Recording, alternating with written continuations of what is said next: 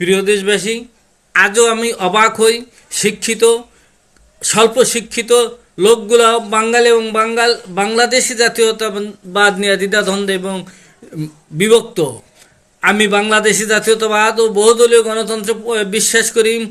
সেই সূত্রে আমি তাদেরকে বলতে চাই, বাংলাদেশি জাতীয়তাবাদ, বাংলাদেশি মানচিত্র ও জাতীয় পতাকার একনিষ্ঠ এবং সঠিক জাতীয়তাবাদ।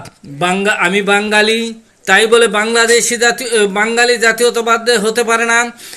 এই বাংলাদেশি ভূখণ্ডে উপজাতি, গারো, মগ, সাঁওতাল, পার্বত্য এলাকায় অনেক জাতি বাস করে, তাদের তাহলে বিচ্ছিন্ন করা হয় এবং ভারতে যারা বাঙালি আছে তাদেরকেও বাঙালি জাতীয়তাবাদে একীভূত করা হয়।